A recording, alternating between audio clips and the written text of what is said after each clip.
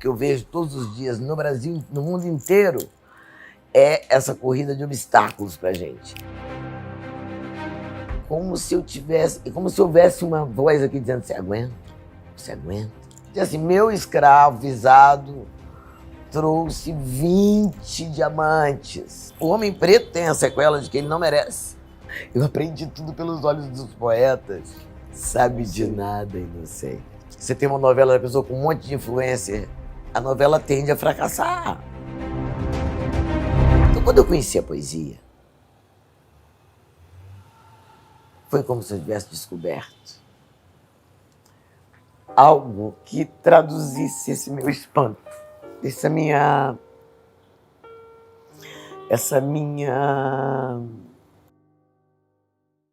Você tem companhia.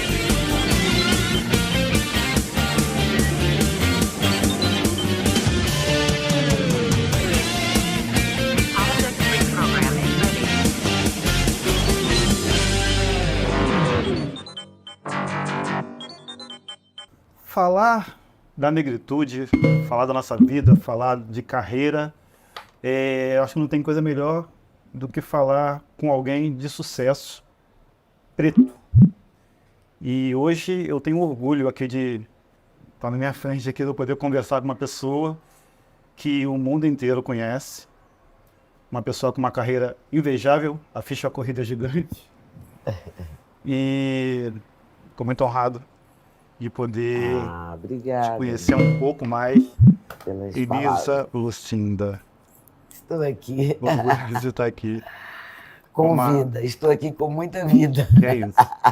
E para falar de vida, né? Para falar de coisas que só a gente sabe como é, para falar com propriedade, barreiras que a gente passa, muros que para alguns são apenas um paralelepípedo, que para a gente é uma muralha gigante, a gente consegue subir, passar, se bobear a gente até derruba, não é verdade? É uma corrida de obstáculos, a nossa corrida de obstáculos. É um negócio tão descarado do ponto de vista da desigualdade, assim, que, da igualdade, que a pretensa igualdade, que todo mundo fala, né, somos pela igualdade, e essa desigualdade tão imensa, tão flagrante, não é uma desigualdadezinha, sabe? E tudo por conta de uma grande mesquinharia entranhada poxa, chato falar isso, mas é a verdade, na filosofia do colonizador. Então, a origem das ações dessas pessoas, desse sistema, é uma vida ao contrário do Ubuntu, sabe? Tudo para mim, nada para ele. Porque, por exemplo, a pessoa podia, lá em Diamantina, em Minas, um nome chamado... Imagina um lugar chamado Diamantina. É muito diamante, né? Então, assim, meu escravizado trouxe 20 diamantes. 19 ficam para mim e uma pedra fica para ele. Tava bom, era injusto demais, mas aí as 20 para mim e nenhuma para ele.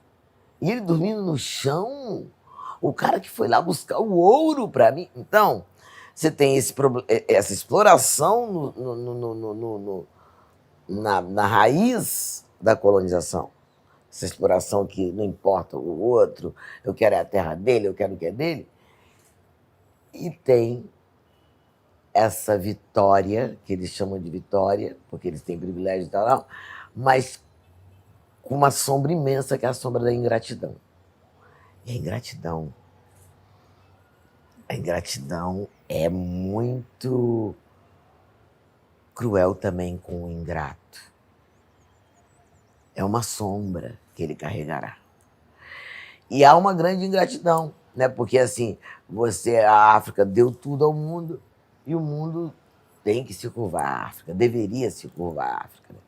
Então, assim, o que eu vejo todos os dias no Brasil, no mundo inteiro, é essa corrida de obstáculos pra gente. E é como se eles assistissem e rissem. E quando a gente vence, eles estranham. Você chegou. Só falta dizer, eu esperava que você se fudesse. Caramba, Mas você chegou. Você chegou. Né? Então, é muito bom que a gente possa falar aqui nesse podcast.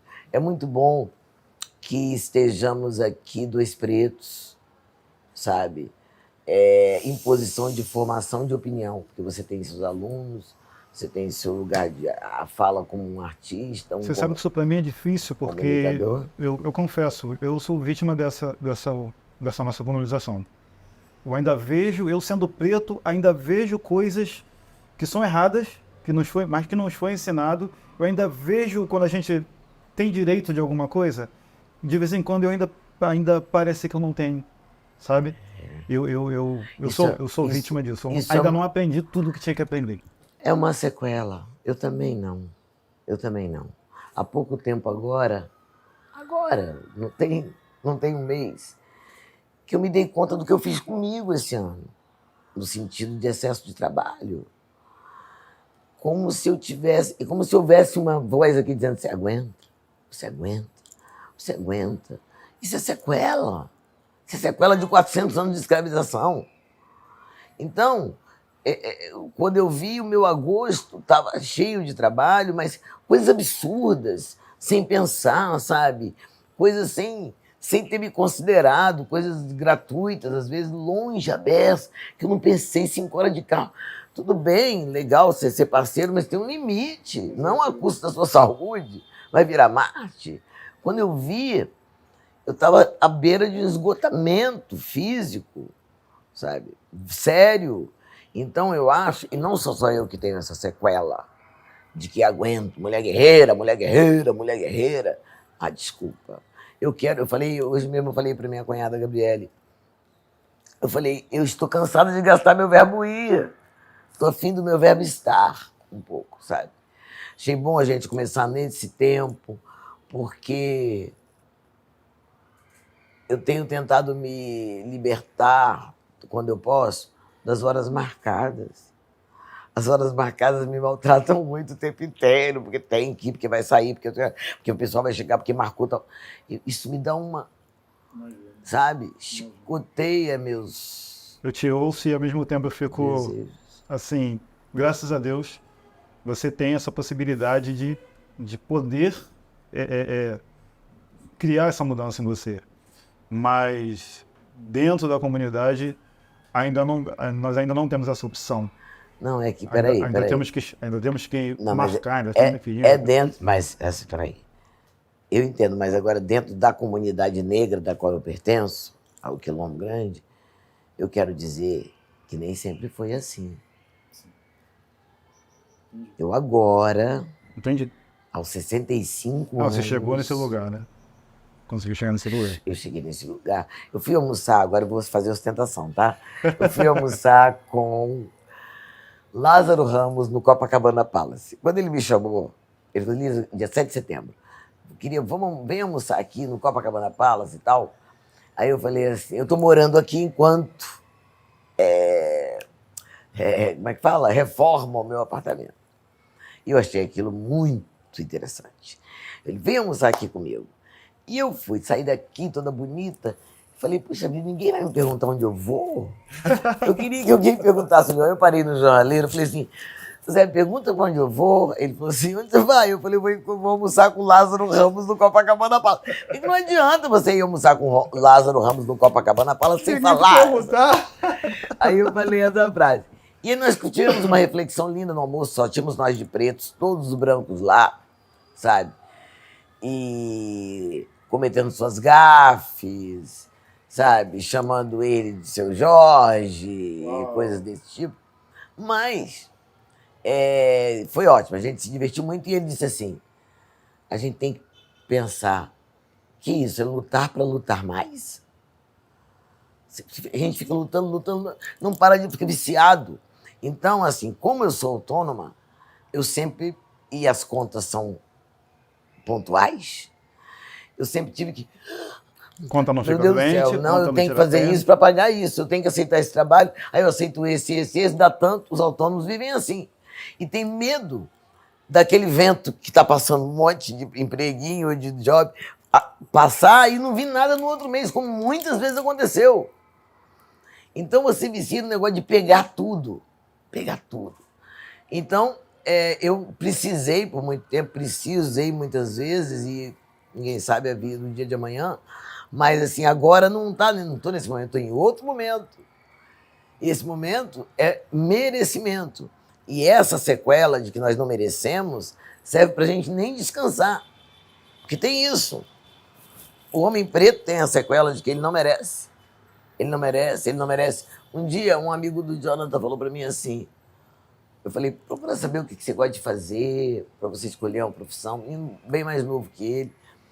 E aí ele falou assim, Ícaro, muito lindo esse menino. E ele falou assim, eu não sei, você diz como assim? Eu falei, você procura saber o que você gosta de fazer para você trabalhar nisso. E ele ficou encantado de pensar nessa possibilidade. Sabe? Ele não é um menino que está sem desassistido, sem comer, sem não. Sabe? Ele tem lá sua avó, sua tia. Não é isso, sua mãe. É que ele está falando, para ele não é dado o direito de escolher. Sabe? É atávico, isso é uma coisa que vem no pacote. É o salário que ele vai... Exatamente. Vai receber. E aí ele ficou muito encantado de pensar que podia fazer uma coisa que gostasse, ainda ganhar dinheiro com isso. Porque é isso que eu faço. Tudo que eu faço, eu gosto de fazer. Todo o dinheiro que vem entrar na minha vida, vamos falar para o pessoal do céu escutar, todo o dinheiro que entra na minha vida. Mas ele vem de coisas que eu gosto de fazer. Ou porque eu cantei, ou porque eu falei poesia, ou porque eu escrevi poesia, ou porque eu estou no teatro, ou porque eu estou na televisão, porque eu estou no cinema. E tudo isso eu adoro fazer. Trazendo essa questão você encontrou esse espaço hoje e você consegue escolher estar e não ir. Você acha que, ao longo do tempo, né, há anos atrás nós tínhamos a TV, o rádio e o teatro, né, basicamente ali, e as mídias sociais era o jornal escrito, era, né, para saber onde você estava atuando, eu tinha que ir lá procurar. Hoje nós temos, sei lá, a quantidade de moradores do Brasil são protagonistas da sua vida e querem ser protagonistas. Você acha que hoje, até essa questão de ter que querer pegar tudo por medo de não achar uma outra vaguinha ali, é por esse excesso de artistas, digamos assim? E aí abre-se mais portas, mais pequenas portas e acaba que o espaço que era mesmo do artista acaba ficando menor? Você acha que isso aconteceu? Ou estou viajando aqui? E hoje, através de um YouTube da vida, alguém consegue se projetar. E essa pessoa talvez consiga um espaço que em outros tempos não conseguiria. Verdade. Isso tem, como todos os meios, e quando eles surgem, eles têm vantagens, como, por exemplo, aparecer Lineker. Lineker, uma pessoa trans, lá de travesti, lá de Araraquara, que ia de vestido comprar pão. Tem que ter muita coragem para fazer isso numa cidade pequena do interior de São Paulo. Que às vezes o interior de São Paulo parece o interior dos Estados Unidos. Tudo é um Texas só, sabe? A cabeça bem... Então, com todo o respeito que eu tenho para São Paulo, eu acho que aí revelou essa grandeza que Lineker é international. E, ao mesmo tempo, também projetou pessoas, né, pelo amor de Deus. Né? Elegeu, né? Yeah. Elegeu. Então, eu acho que tem os prós e contras de todas as épocas. O que eu acho, a distorção de hoje é uma influencer que tem 20 milhões de seguidores, escolhida, muitas vezes, por uma novela, por uma série. Eu acho muito desrespeitoso com a nossa profissão. Eu também. Eu te Eu perguntar o que acho você acha disso, mas extremamente desrespeitoso, porque não é fácil. E de todos, eu acho televisão o mais difícil. Porque, pode falar isso, que eu não sei se você me perguntar. Televisão com vontade. é o quente pelando para mim. Porque assim, o quente pelando porque é assim, não tem ensaio. Pá, ensaiou agora, ensaiar com câmera, já é o ensaio com câmera. Primeiro ensaio já é Não com tá câmera. rolando. Então, aí, se você acertou o texto, ele acertou o texto, um acertou o texto, o próximo já é gravando. Seja qual cena for. Claro, estou falando em geral. Há diretores mais cuidadosos e há uma outra situação que a gente sabe que tem que dá mais atenção. Mas, em geral, a grande parte da novela é... E aí, é isso. Eu lembro que eu estava O valor tá no tempo e não no artista, é isso? Tempo é dinheiro. Taxa velocidade. Exatamente, vamos embora, exatamente. E aí, vamos fazer, vamos produzir. E aí, E é mesmo uma arte para esse dia a dia, sabe? É muito louco. É diferente do texto do teatro. Os textos da televisão a gente esquece na hora, quase. Grava e pronto. Então, mas eu ia te contar que um dia, fazendo A Mãe da Sol em Vai na Fé, a cena era... A minha filha, que a Sharon fazia o papel, estava muito intuindo uma coisa ruim e não consegue dormir. A mãe dá um chá de maracujá para ela, ela dorme. Dorme e o telefone toca. O telefone toca quando tem um acidente com o Carlão. Então ele fala, você vai atender o telefone, a Sharon vai acordar, olhar para você, você vai ouvir a notícia e pela sua cara ela vai ver que as coisas estão muito mal, que o Carlão talvez tenha morrido. E é isso. Mas isso é sem ensaio. Isso tá bem entenderam? Gravando. Alô? Sabe? Então... A pessoa não consegue nem idealizar Eu o chamei contexto, né? eu chamei de quente pelando porque não tem esse tempo que, por exemplo, se eu fosse fazer no teatro, eu ia experimentar vários modos de fazer essa expressão recebendo. Então, eu quero dizer que põe o ator com muita experiência, bota a gente esperto na parada, esperto, sabe? E aí vai ser... não, então o que eu fiz? Chorei. Ouvi a notícia e chorei, meu olho lacrimejou. Então você fica com esses seus recursos muito afinados. A televisão faz isso. Gravamos 25 cenas por dia e o cinema 2. Entendeu? Quando não uma, né? Quando não, uma de manhã, uma de tarde, né? Se der, se a luz não cair, se a diária...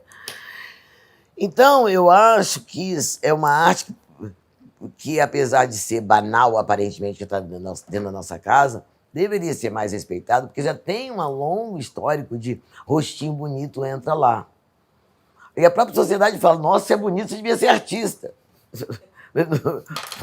Desculpa.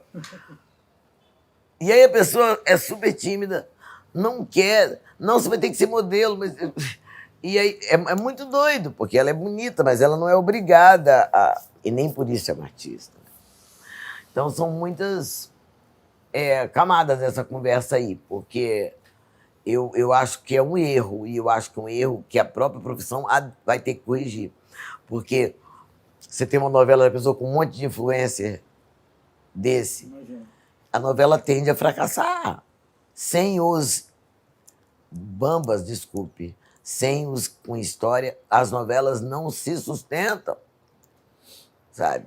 Mesmo porque ali, nessa hora, o mais velho é tão bom. Nossa, Tony Ramos me ensinou muita coisa. A própria Regina Duarte, quando era viva, me ensinou também muita coisa, sabe? A Regina que eu conheci, quero dizer, aqui existiu antes dessa, que nós conhecemos hoje. Então, é muito importante um ator mais velho, mais experiente e que te... Sabe? Isso para toda a vida, né? Para toda a vida, sabe? Eu me lembro que eu falava assim para Regina, agora que eu entendi, que a gente às vezes ia revisar a cena, acabou, vamos ver. Eu falava, meu Deus, entendi a cena errada, Regina. Não era essa cara, olha a cara que eu fiz, agora que eu estou entendendo. Aí ela falava assim, Não leva isso para a cama, não. São 180 capítulos. O que você tem que acertar é a personagem. O que vai ficar é a risada da viúva porcina. O que vai ficar é a marca do Tonho da Lua, sei lá. Entende? Entendi.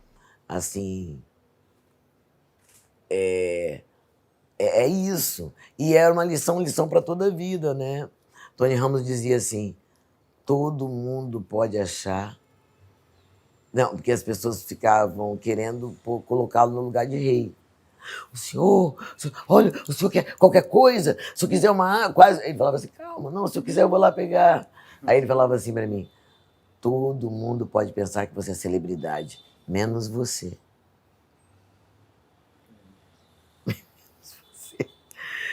Então, é legal a televisão como um lugar assim de ensinar e de aprender a arte de representar. E o teatro é quem dá para mim a grande base para a televisão, para o cinema, para qualquer audiovisual. Você acha que se não fosse a influência lá nos seus 10 anos de idade, na sua aula de teatro, né? 10 anos de idade? Poesia falada. Poesia. Você acha que se não fosse isso, ainda assim você seguiria nesse caminho? Você acha que foi total influência desse curso? Você acha que ia chegar um momento que, não, pô, eu gosto de fazer isso, eu sei fazer. Tá, resumindo, isso já estava aqui em você, você percebeu que isso te pertence ou foi esse curso que te fez mergulhar nesse caminho? Eu não sei, porque assim, uma coisa é certa. Mamãe, quando eu era muito criancinha, de 5 aninhos, eu me lembro de ganhar um concurso de Rainha da Primavera. Eu era uma menina de... Outro dia alguém falou assim, eu contei isso para uma amiga minha, eu quase não falo isso. Nem o Jonathan acho que ouviu isso. Mas minha amiga, falou assim, isso tem que estar no teu currículo. Eu tenho vergonha. Eu tenho vergonha. Rainha da Primavera aos 5 anos. Que isso, gente? Não. Não. Mas era, para mim, era uma brincadeira, né? Mas, assim, tinha isso no colégio. E, de alguma forma, minha mãe era uma artista, ela gostava de cantar, cantava em casamento. Então, acho que ela quis que eu fosse uma artista, porque ela falava que fez uma promessa para eu poder não operar as amígdalas, que houve uma época que foi um certo boom de operar as amígdalas. Vamos retirar as amígdalas, serve para nada. Todo mundo começou a retirar as amígdalas dos filhos para parar de inflamar a garganta. E eu tinha várias infecções de garganta. Aí minha mãe fez uma promessa de me levar ao convento da Penha, lá, vestida de azul e branco, todo aniversário meu, para eu não... Ela fez a promessa e eu tive que pagar junto com ela, não tem nada com isso, mas fui com ela, mas curti. E aí, realmente, eu não tenho nenhum problema de garganta, eu quase não fico com garganta inflamada, acho que nunca. Então valeu pagar, né? Oi? Então valeu pagar. Valeu pagar. E ela falava assim, não, eu não vou tirar as amígdalas da minha filha, não. Vai que ela precise da voz para viver. Então, acho que era um plano dela. Esse piano eu ganhei do meu pai na época, quando minha avó morreu, havia uma coisa assim, tinha que ficar 1 ano de luto, a família. E aí, meu pai, eu não tive aniversário de 15 anos, então eu ganhei esse piano, que era um piano que o papai comprou de segunda mão num lugar e tal, e me deu esse piano. E eu comecei a estudar piano, mas nem toco piano, acabou que cortou a minha onda, porque eu fumava cigarros, assim, comecei a fumar cigarro minister. Era um cigarro. E aí minha professora falou para minha mãe, aí eu parei com a aula de piano, entendeu? Nada a ver, né? Tá vendo? E aí podia eu ser uma grande pianista. Mas, enfim, eu já estudava declamação desde 11 anos. Então, de alguma maneira, eles me encaminharam. Agora, eu acho que eu sempre fui poeta. Isso eu tenho certeza. Poeta aqui dentro do meu coração, que é o que eu sou. A qualquer momento. Não tem descanso, não fecha o escritório. Então, quando eu conheci a poesia, eu falei assim, que legal, cara, porque assim, Eu tô falando isso hoje, eu não tinha essa clareza, claro, com 10 anos de idade. Mas eu sempre fui uma pessoa assim, como essa casa, sabe? Nossa, que lindo aquele quadro. Ai, assim, eu adoro essa cor. Ai, sabe, essa cortina amarela. Tudo eu sempre gostei das cores, das coisas, sabe, que produz esse sino quando bate. Não batemos o sino? Para começar, então, Bate, bate. Olha. Começou agora o podcast André Alves Convido. Esqueçam tudo que vocês ouviram até agora. Eu poria isso na metade, se eu fosse você. Assim como está. Mas aí... Aí faz de novo, é bonitinho, né? Vai começar a missa macumbeira. Mas aí, tudo isso... Lá, tá, pô, não. Os sentidos... Que ótimo, Lá maior é ótimo. Lá maior, notem, Lá maior. Os sentidos todos, sempre, tudo que os meus sentidos me trazem, o cheiro das coisas, os perfumes, eu trago tudo na minha alma. Há um perfume que eu persigo o seu significado, o seu nome. É um verde que cheira em alguns lugares, que cheirava na minha infância. Eu nunca consigo identificar, é uma procura minha vida inteira. Vale até um poema isso. E... eu sempre fui muito atraída por tudo. E quando era criancinha, minha mãe me levava, eu ia com minha mãe, sempre prestando atenção nas palavras, eu me lembro disso. Ela falava assim, ai meu Deus, é lá em cima, será que a Casa da Esperança é lá em cima? Mas a rua era reta. E eu não entendi porque ela falava isso lá em cima, agora eu vou ter que descer. Mas não tinha ladeira. Agora estamos falando de centro e Nova Iguaçu. Não fala, é lá pra cima, lá pra cima. Então eu pensava assim, eu sempre esperava uma ladeira, que não vinha, sabe? E ela falava, o jeito vai ser descer de novo. Eu pensava, meu Deus, estamos descendo. Bom, e aí, além disso, eu quero dizer como da minha atenção, né? Então, eu lembro de sempre querer fazer xixi, entrar nos banheiros. Minha mãe sempre perguntava na loja, mas minha filha pode... Aí eu entrava e às vezes essa loja era esse banheiro tinha um certo estoque. E eu falava assim, eu lembro de uma chamada Mundo dos Plásticos. Tudo era colorido. Eu, que lindo, mãe, que verde lindo! Mãe, minha filha, depois você fala, quando você sair daí, eu me lembro de eu dentro do banheiro falando isso. Então, quando eu conheci a poesia, foi como se eu tivesse descoberto algo que traduzisse esse meu espanto, essa minha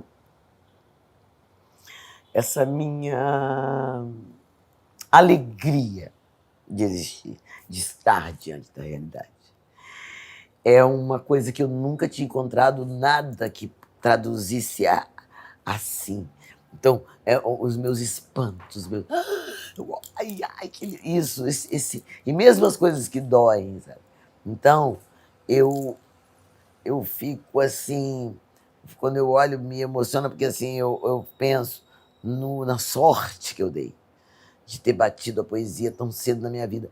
Então, ali, tudo que eu aprendi, muito do que eu aprendi foi pelos olhos dos poetas. Muito do que eu aprendi. Agora mesmo, eu estava aqui no jardim, ontem, e me lembrei de um poema que eu até falei em setembro, falei na minha página. E todo setembro eu falo ele, eu gosto. Nós estamos em outubro, mas eu posso falar ele em outubro também. Ele é de Adélia Prado. E é um poema totalmente de ensinamento. Existem poemas de ensinamento, existem piadas de ensinamento. Então, esse é assim. Pode falar? Meditação à beira de um poema. Meditação à beira de um poema. Podei a roseira no momento certo. Viajei muitos dias aprendendo de vez que se deve esperar biblicamente pela hora das coisas. Quando abri a janela, via como nunca vira os botões, alguns já com rosa pálido, espiando entre as sépalas, joias vivas em pencas. Minha dor nas costas, meu descontentamento com os limites do tempo, o grande esforço para que me entendam, pulverizaram-se diante do recorrente milagre. Maravilhosas faziam-se as cíclicas perecíveis rosas. ninguém me demoverá do que de repente eu soube, às margens dos edifícios da razão. A misericórdia está intacta. Vagalhões de cobiças, punhos fechados, altissonantes iras, nada impede. Ouro de corolas e acreditai, perfumes, só porque é setembro. Acabou. E esse poema que me ensinou tanto, ensinou mesmo, ensinou tanto. Toda hora eu penso nisso. Como é que as rosas se refizeram? Então eu também posso me refazer. As perecíveis rosas cíclicas. Então, eu de 11 a 17 anos fui exposta, igual aí quem é exposta a uma radiação, eu fui exposta à radiação da poesia, a benéfica, porque aprendi a olhar pelos olhos dos poetas, a ver suas dores quando suas mães morreram, suas dores quando seus amores partiram, quando seus filhos chegaram. Eu aprendi tudo pelos olhos dos poetas. Eu vejo na sua forma de se expressar, e quando você conta da sua infância, eu acho que a diferença de você para outros poetas que estão vivos, mas já morreram porque não conseguiram entrar na poesia, eu acho que a diferença está nos seus pais. Porque você poder entrar no banheiro e gritar, mãe, que verde lindo, se você tinha a liberdade para entrar no banheiro e gritar que verde lindo, é porque seus pais te davam essa liberdade. É verdade. Eu estou falando aqui de uma pessoa que eu não consigo imaginar você tomando um tapa na boca. Cala a boca, menina. Não fala isso, não pode isso, não faz aquilo. Sabe Não de sei. nada, inocente. Não sei. Posso estar enganado. Minha mãe e meu pai realmente não eram agressivos. Não gostavam de bater nos filhos. Meu pai, meu pai falava coisas que você preferia um tapa. Porque ele humilhava tanto, ele humilhava de um jeito, não humilhava, mas ele falava assim, você ficava constrangido. Ele falava assim, Elisa, quantas vezes eu já te falei isso? Olha, pode-se mostrar a água onde o burro deve beber água. Pode-se ensinar o caminho da água ao burro. Você pode acompanhar o burro até a fonte da água, mas você não pode beber por ele. Aí você ficava assim, arrasado. Mas minha avó morava com a gente. E minha avó. Então, eu sofri muitas violências na minha boca. Primeiro com dentistas extremamente irresponsáveis naquele subúrbio, que eram dentistas que eram práticos. Os caras não tinham feito odontologia. Então, era um curso técnico, existiu, creio-me. E isso vai para as periferias, né? Então, eu sofria com aquele dentista lá em Jardim América. Meus dentes tinham uma fragilidade incrível, porque minha mãe tomou muita raio-x, caiu quando eu estava grávida de mim. Isso é até um bordão lá da minha casa, que era, né? Minha mãe falava assim, contava essa história. Eu caí, a Elisa tinha 4 meses. Daí em diante, todo mês tomava raio-x para ver se minha filha estava bem. Ai, que medo, pedi tanto a Deus para minha filha nascer perfeita. Graças a Deus ela nasceu perfeita. Eu tenho 5 irmãos. Aí as pessoas falavam assim, mamãe não aceita. Tipo assim, na verdade eu não nasci perfeita e mamãe ainda, coitada, pensa. E aí, mas porque eu falei disso, então minha mãe e meu pai eram mesmo muito, você tem toda a razão, eles fizeram o diferencial. Foi de propósito. Meu pai era filho de operários, falou assim, na minha família todo mundo vai ser intelectual. Os filhos vão todos fazer faculdade, isso aqui vai mudar a partir de mim. Eu mesmo vou fazer, fez casado, virou um advogado. Mas minha avó... Então, assim, eu tive várias violências com a minha boca. Além dessa estrutural da saúde, que era o que tínhamos na época, tinha a violência física de, por exemplo, uma vez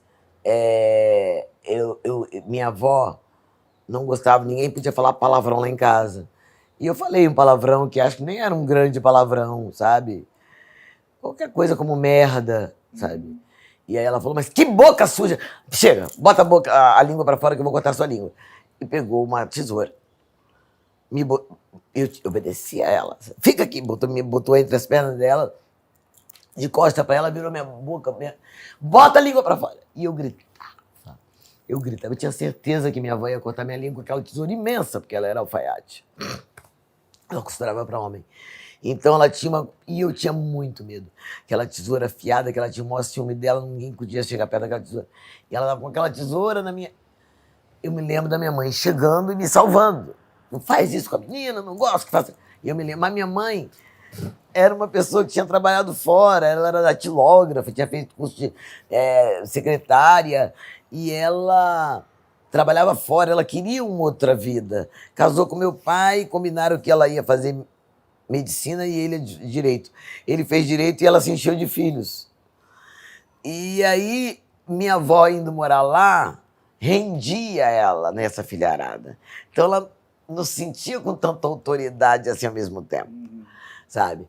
Mas então teve essa violência e teve outra que ela, além de apanhar, escolher a vara. Eu lembro que eu escolhi a vara mais grossa, porque a fina cortava. Vara de... O sadismo da educação, achava que era pro bem. Uma vez ela me bateu, por eu não ter feito... Me bateu com um cinto. Eu saí correndo, gritando, eu sempre fui muito escandalosa. Eu já gritava antes de bater. Aí ela falou, eu nem comecei.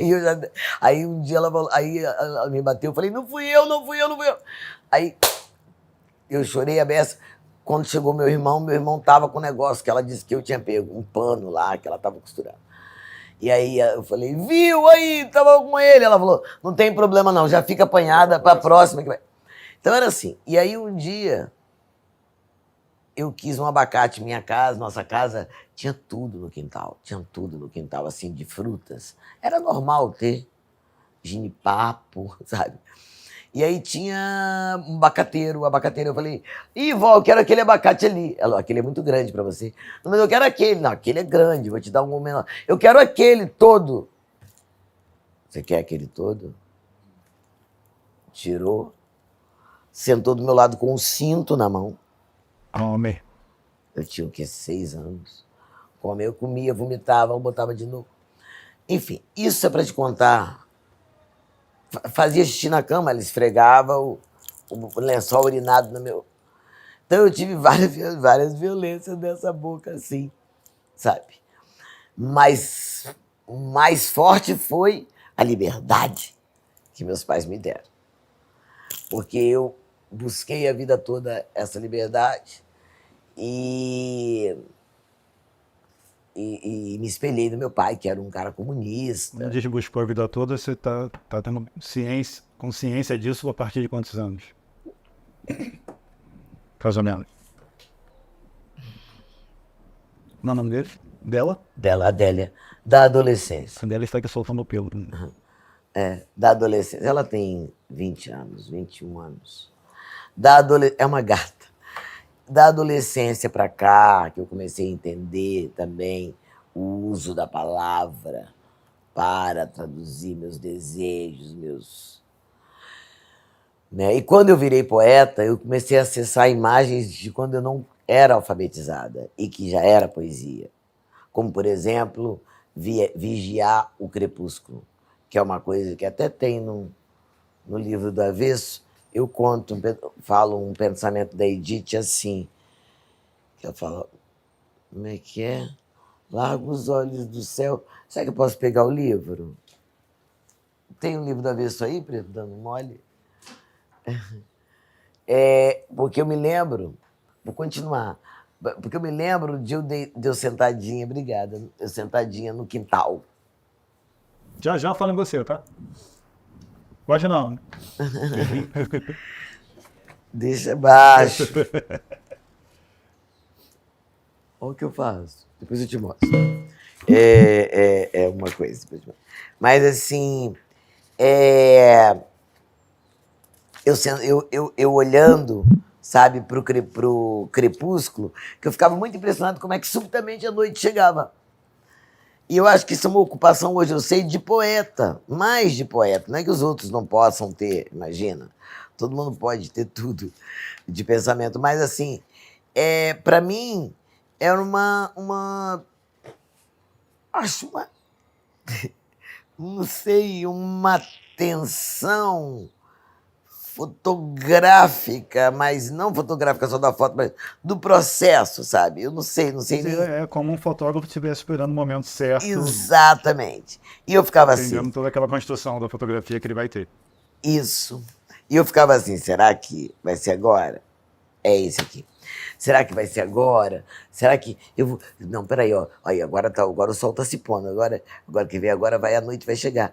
Aí eu ficava assim, e sem piscar para ver se eu pegava, mas é muito sutil. Quando você vê, já é noite. E minha avó sempre me chamava para dentro, né?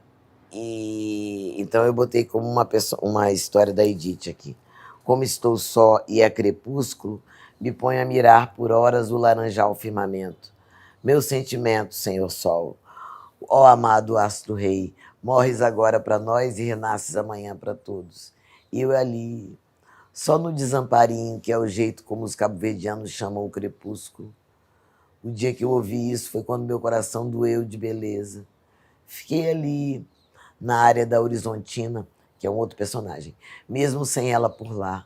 Estive ali voando com meu pensamento de asa aberta na tarde daquele céu. Passa pra dentro, Edith!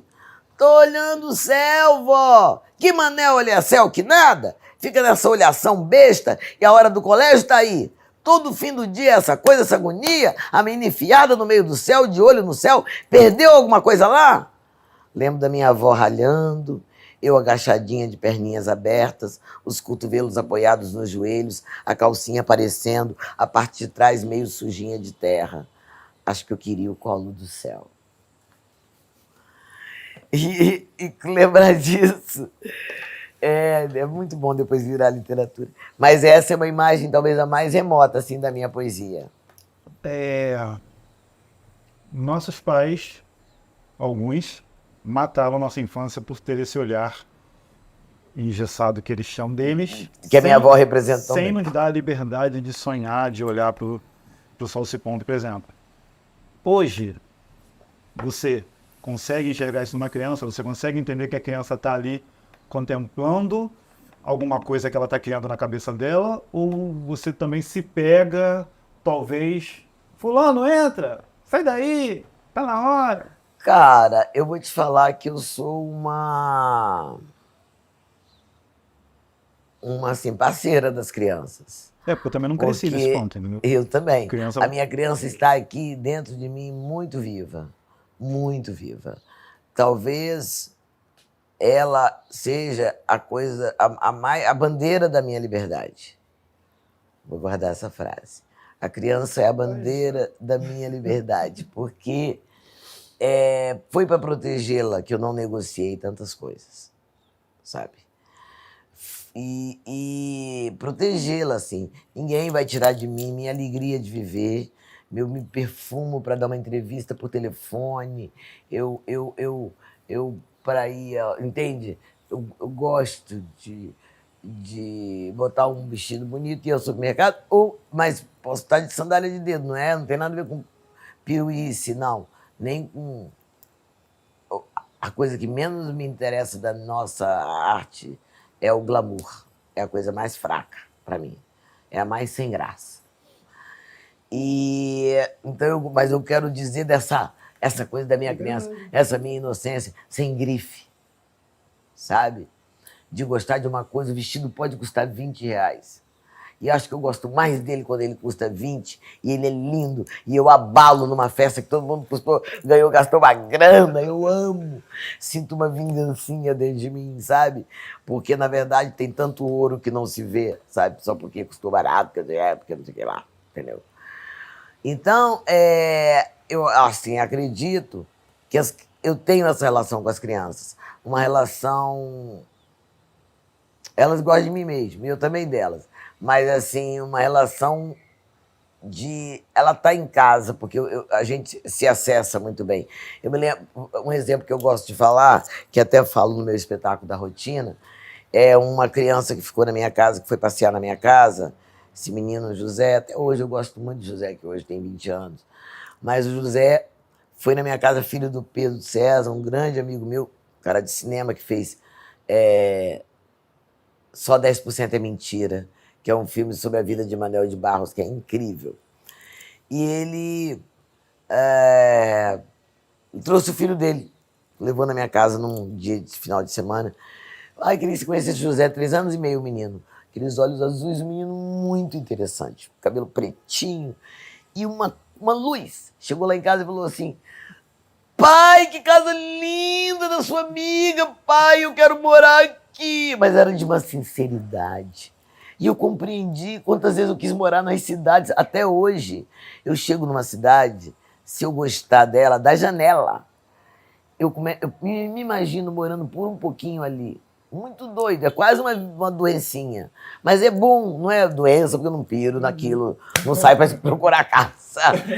Mas sabe, aquilo, eu quero brincar daquilo, de estar ali inteira. Então,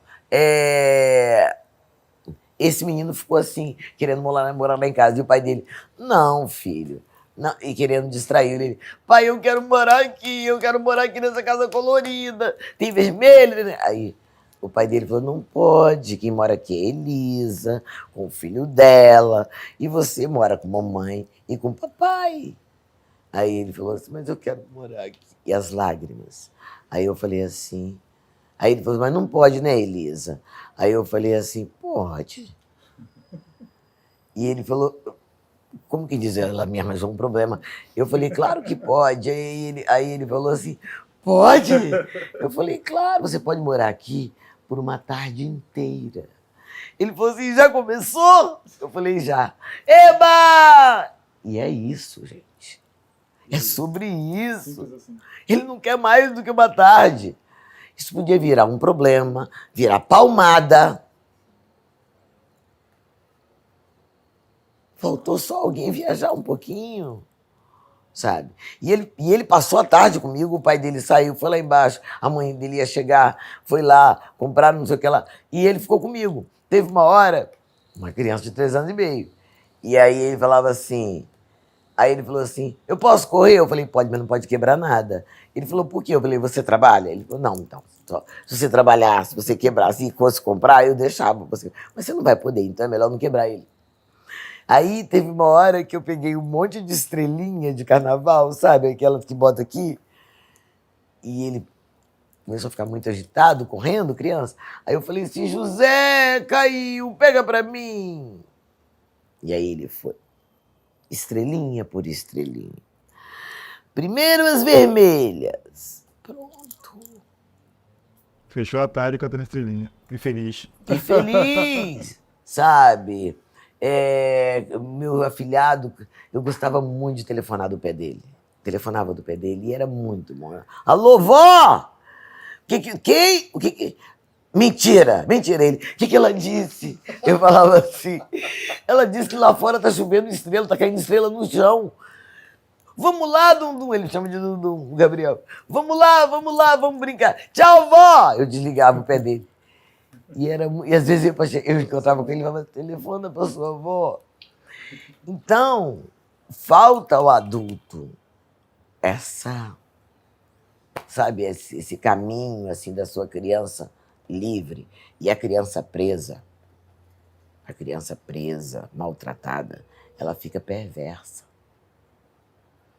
E ela não aguenta ver o outro. Entendeu? Desconfia de quem não gosta de criança, da liberdade da criança. Tem uma criança presa ali.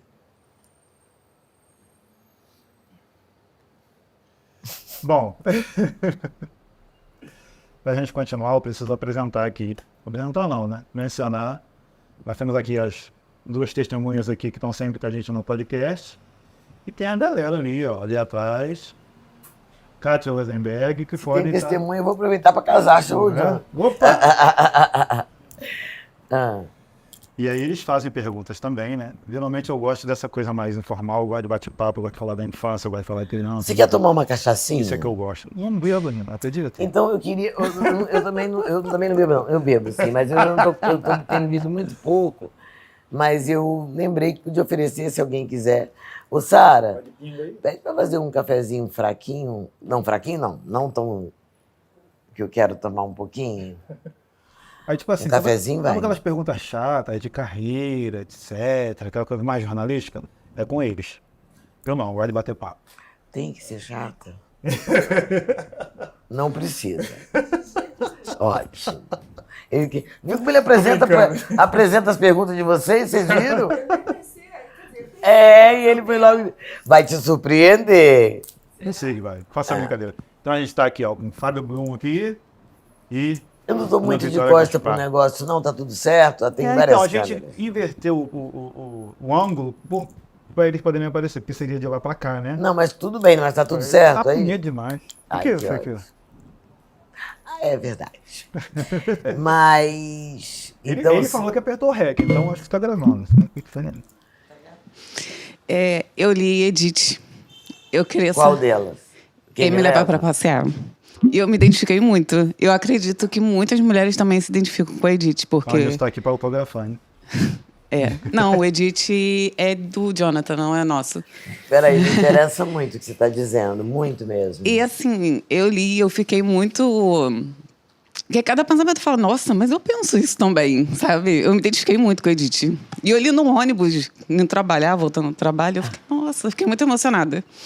Teve uma história de Edith que eu mandei mensagem pro meu namorado. Eu falei, será que a gente é um casal que aparenta que transa bem, sabe? Porque no livro tem isso. Eu falei, gente, será que eu sou esse casal?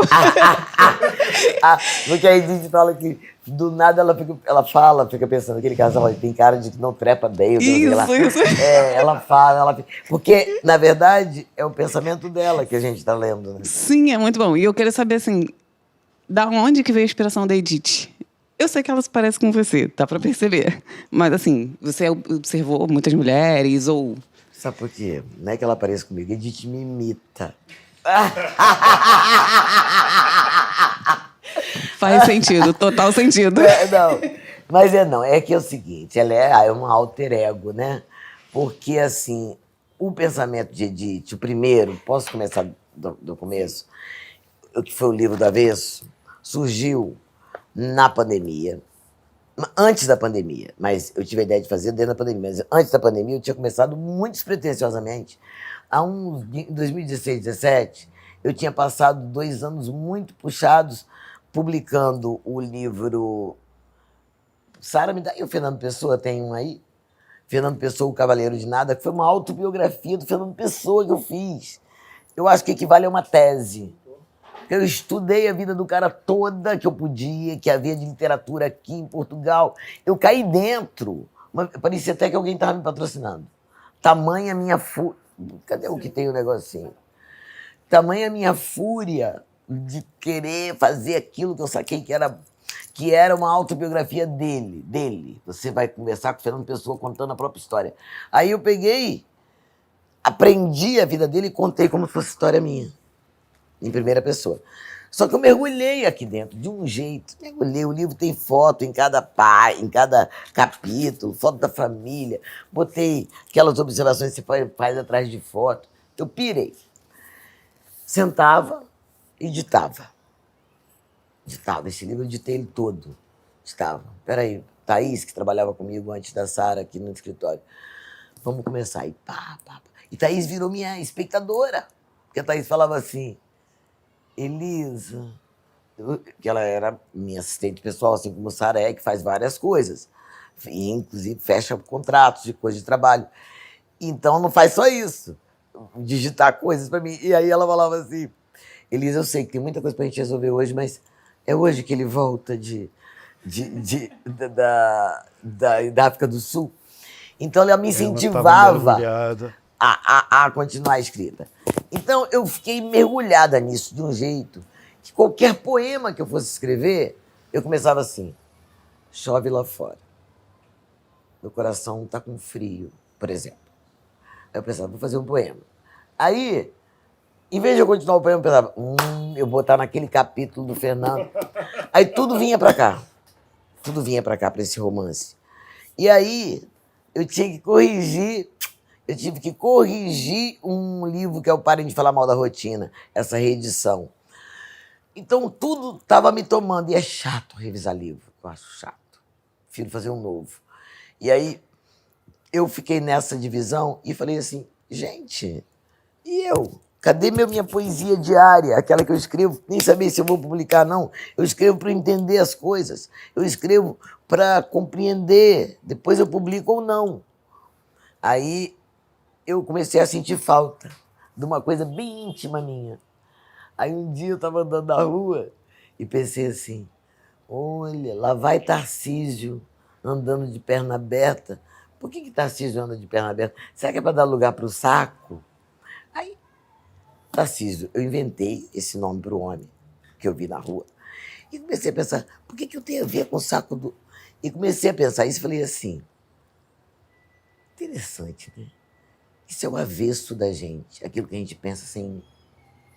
Eu vou botar uma pastinha no meu no caderno de notas, no celular, chamado avesso. E vou enumerar, cada vez que tiver um pensamento bem esdrúxulo, assim, um pensamento nada a ver, eu vou botar aqui, sem filtro, é melhor dizendo. E aí eu fui nessa. Em plena pandemia, meu amigo Wagner Amaro, editor da Malê, que só publica gente preta, e nós todos estamos lá, Itamar Vieira Júnior, Conceição Evaristo, Eliana Alves Cruz, eu, Lázaro Ramos, para fortalecer o selo. Então, Wagner falou assim, Elisa queria muito, a Malê queria muito publicar um livro seu. O que você tem aí? Você tem um livro pronto que não seja de poesia? Eu falei, cara, eu não sei, eu vou dar uma olhada no meu caderno de notas. Aí eu vi o avesso. Já tinha uns 30 escritos. Aí eu falei, uau, não é que isso aqui dá um bom... Aí eu terminei os escritos, fui escrevendo, e mandei para ele. Ele falou, que romance lindo. Eu falei, é um romance? Ele falou, é. Ué, uma personagem que conta o que está pensando. E aí eu comecei a viajar na Edith, aí não parei mais. Aí eu senti que eu estava fazendo um livro sobre a liberdade da mulher, especialmente da mulher, de pensar as coisas sem ser sempre acompanhada pela culpa e ter a presença da culpa, ela poder dialogar com isso. Então, tudo é ali, para mim, tudo vai dar de destramelar a boca da escrava Anastácia, sabe? E falar de sexo. Nós falamos sobre nós, não a mulher branca escrever sobre nós, sabe? Não a mulher preta, não a mulher branca, não o homem escrever sobre a mulher e nem a mulher preta escrever sobre a mulher branca escrever sobre a mulher preta, porque é mesmo muito diferente a nossa circulação social, né? E a minha escrita é atravessada pelo racismo. E essa mulher é uma mulher negra. Ela passa dos 2 livros, ela não fala uma Nossa Senhora. É tudo assim, ai, minha irmã já, ai, seu tranca-rua, ai, porque eu quis afirmar isso, sabe? Que é uma narrativa de uma mulher negra, sabe? Então, assim, ela é muitas Ediths, como disse o Lázaro Ramos, muitas mulheres, mas ela é muito eu, claro que é. Tem pensamento, e eu agora nunca mais vai parar, eu acho, porque eu agora tenho uma banda aqui da minha cabeça, que é só... total. Aí eu falo, isso é coisa de Edith, gente, pelo amor de... E a própria Sara fala assim, Elisa, isso aqui dá um bom pensamento de Edith. Quando a gente pensa uma coisa absurda, né? Que bom, fico tão feliz de ouvir isso. Vai virar peça teatral e série. Uau, que legal! Que legal. Axé. Você comentou ela não falou uma Nossa Senhora. Você consegue vislumbrar que no futuro vão conseguir desassociar, e eu estou usando aqui a palavra desassociar para não haver confusão religiosas, né? Porque o crente, o bandista, o candomblessista, das pessoas conseguirem no Brasil, pelo menos, desassociar a nossa cultura da questão religiosa e entender quem a gente é culturalmente falando. Eu sei que cada um tem a sua religião e isso talvez não mude. A pessoa devia pelo menos aceitar, mas não aceita. É que eu acho assim. Mas a questão cultural, porque... Por exemplo, eu me sinto menos religiosa do que uma adepta cultural, assim, uma praticante cultural. Eu, quando louvo um orixá, quando me visto com um amarelo de Oxum, eu não tenho uma relação... Na verdade, é uma outra religiosidade, sabe? Por exemplo, toda sexta-feira eu gosto de vestir branco. Eu gosto de encontrar meus pares de branco, que é uma homenagem ao Oxalá. Mas eu não sou obrigada por ninguém. E não tenho um pingo de culpa se eu vestir outra cor na sexta-feira. Porque na minha igreja não tem ninguém sentado no trono dando ordem nervosinho, não. Entende? Na minha concepção, não é de igreja só, é que eu não chamo de igreja. Meu grande templo é a natureza. Minha relação com os orixás é porque ela simboliza, organiza simbolicamente minha relação com essa natureza que eu já amo.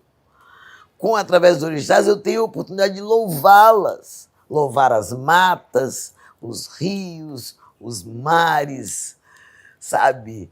E os seus seres, né? As aves, todos, os répteis, os peixes, estão todos aí.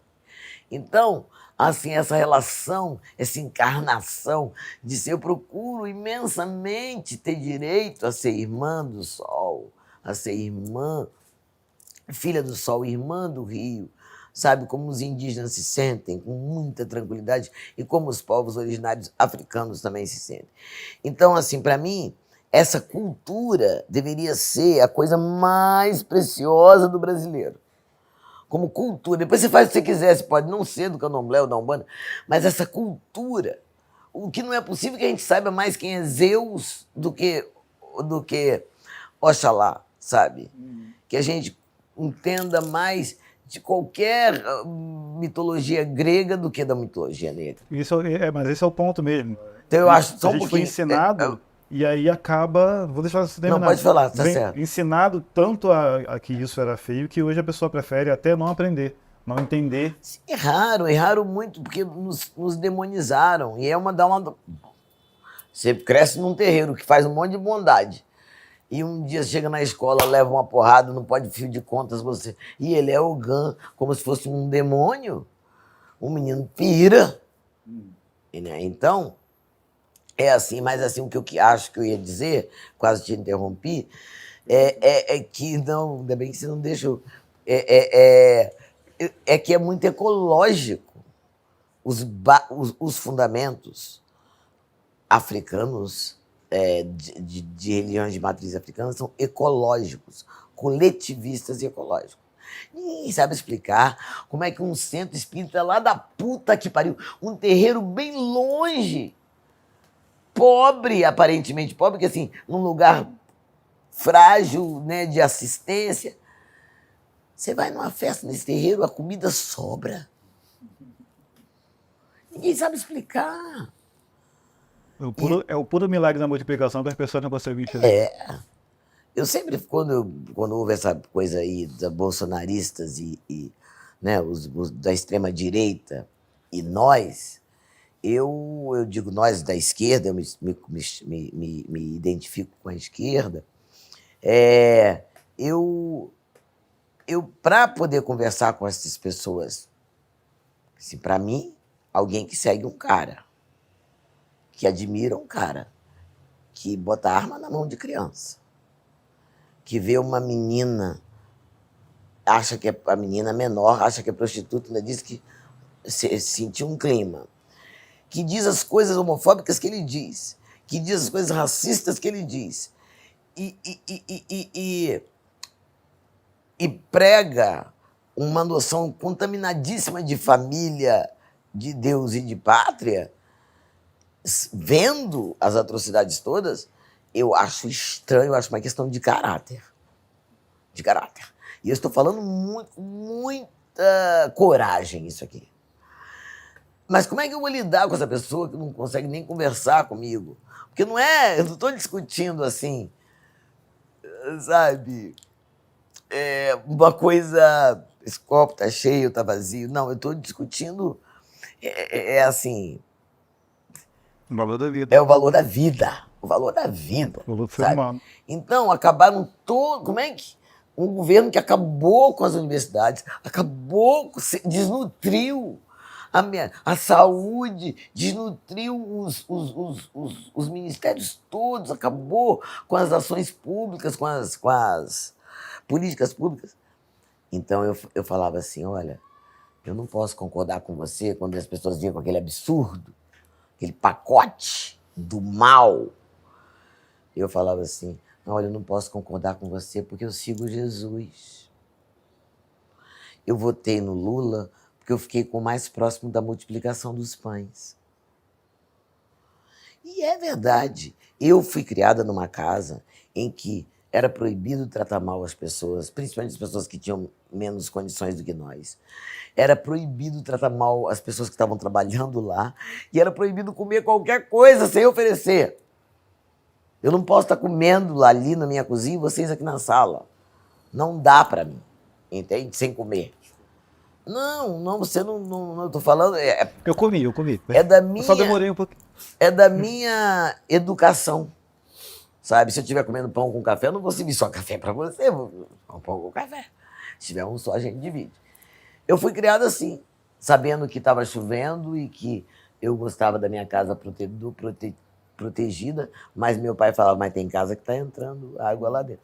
Então eu fui criada sabendo da desigualdade, o quanto eu poderia fazer por isso. E eu achava que isso era ser cristão. Eu não sabia que isso era ser de esquerda. Então, para mim, é isso, isso não tem nada a ver. Acho que as pessoas têm que pensar que as pautas humanas, as humanitárias, são pautas de quem acredita num mundo melhor através do amor, né? E não através do ódio. Eu assisti. Espetáculo espetacular aqui. Espetáculo espetacular foi ótimo. Mas esse espetáculo espetacular é lindo. Fui lá, eu chorei, eu ri. Esse livro aqui, né? Chorei, eu ri, refleti, me orgulhei. Porque, claro, né, você sendo quem é, as coisas que você fala, você querendo ou não, carimba um certo, assim, isso é legal, isso não é legal. Uhum. Claro, você influencia pessoas, quando você trouxe a questão dos professores, porque você me descreveu. Eu falo isso com orgulho. Você me descreveu. A forma como você diz como o professor deve ser é como eu sou. Eu sofro com isso, tá?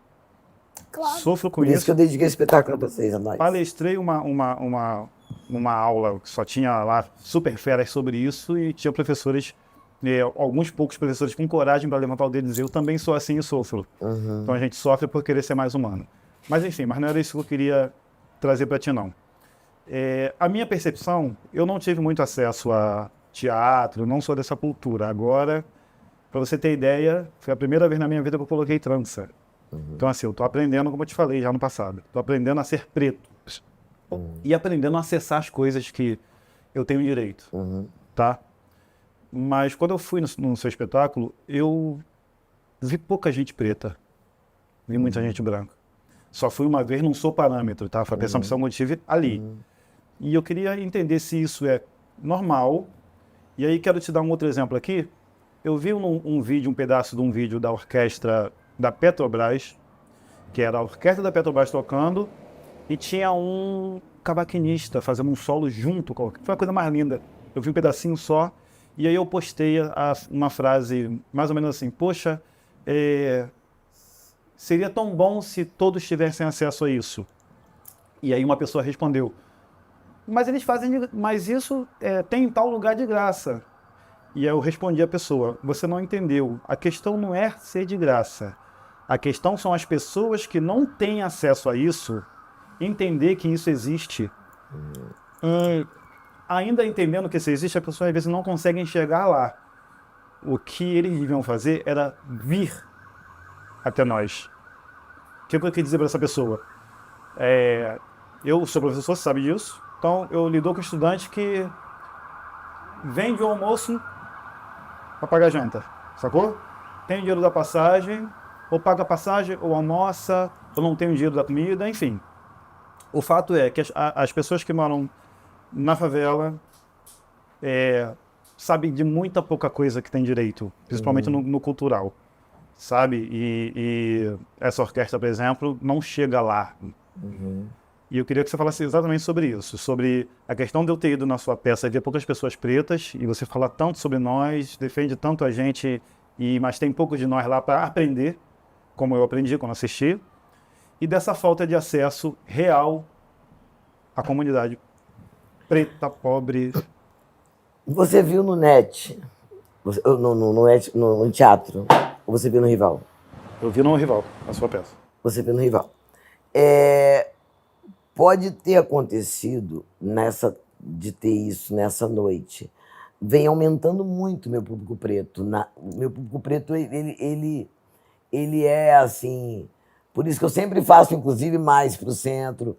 Eu não gosto de fazer dentro de shoppings, assim, principalmente os shoppings da Zona Sul. Eu não gosto de fazer um ingresso muito caro. E tudo isso pensando no meu público, que esse espetáculo existe há 21 anos. Nunca teve uma crítica de um jornal, Globo, qualquer um desses, assim. Lisa Lucinda leva multidões ao teatro. Não. Então, ele ficou de pé por causa do público. E o público preto, assim, eu tenho muito público preto.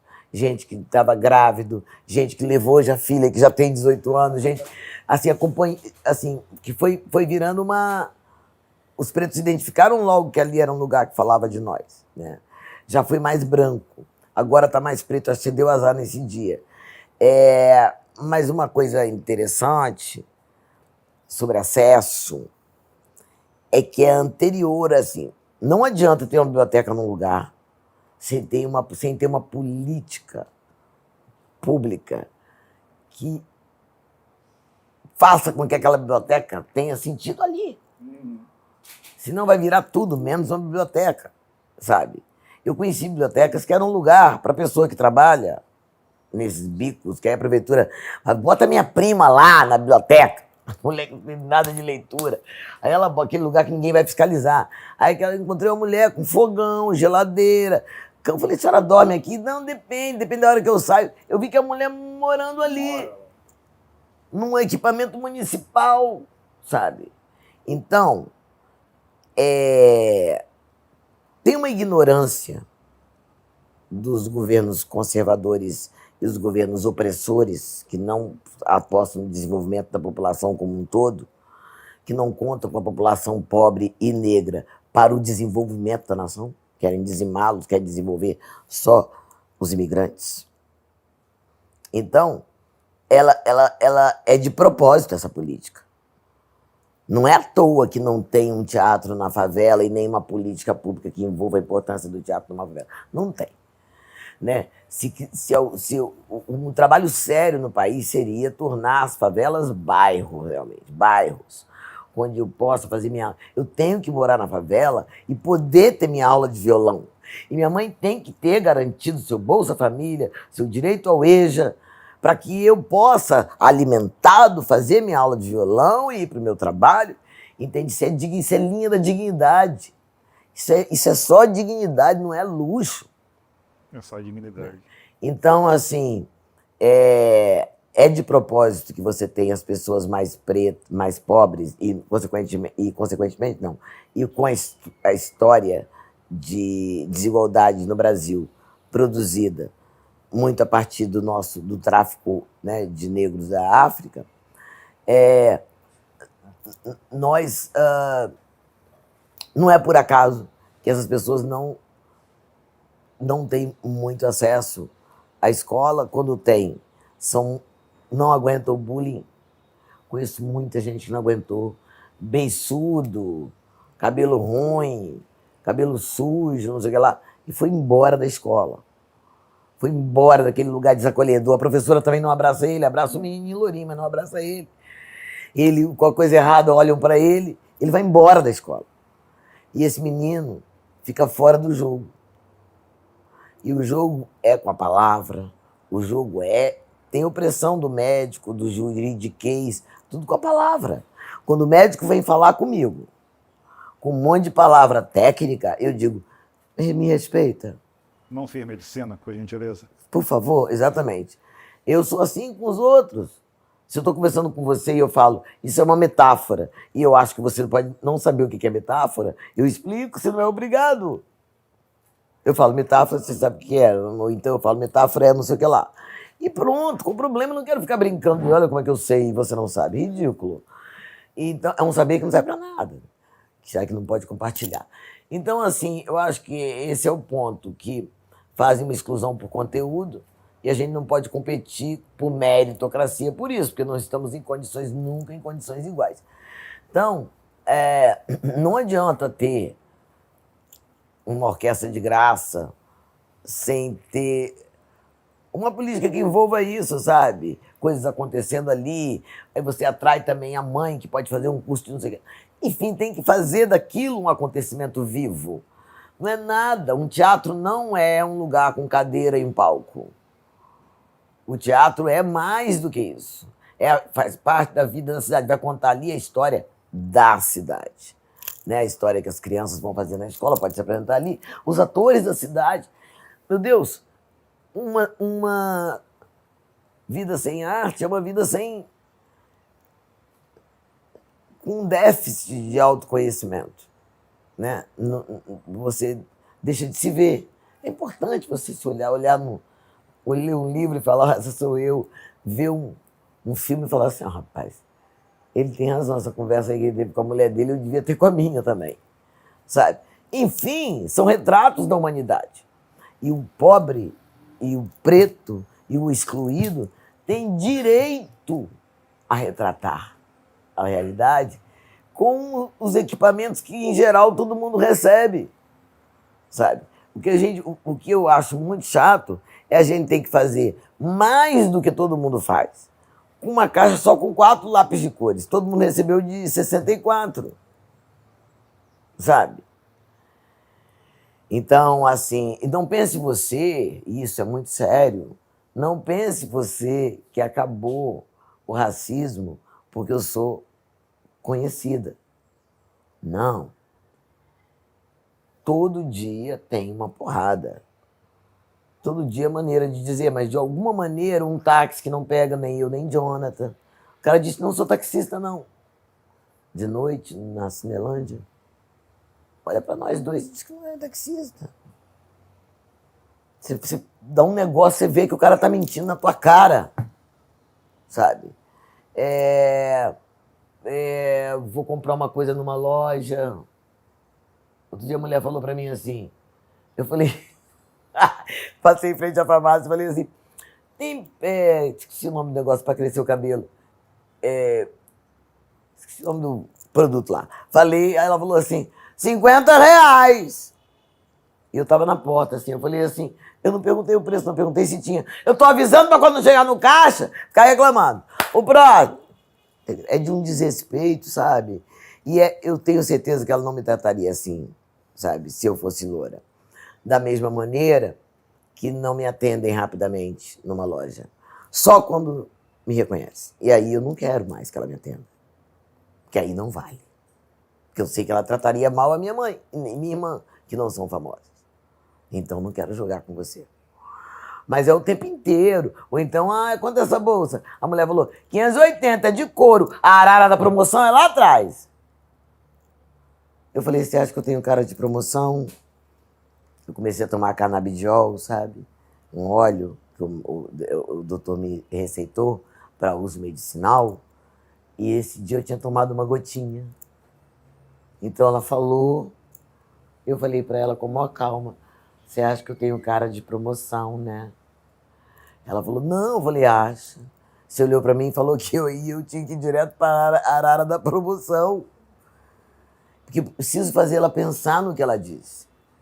Sem contar as inúmeras pessoas que beijam minha mão e dizem coisas absurdas como assim, olha, gosto tanto de você, como é que você consegue, sabe, escrever, fazer novela, ainda ser ministra da cultura? Não sou Margarete, eu queria... Não sou Margarete, querido. Eu não sou Margarete Menezes. Não é só comigo, não. Ai, você, como mãe da Thaís Araújo, arrasou na novela.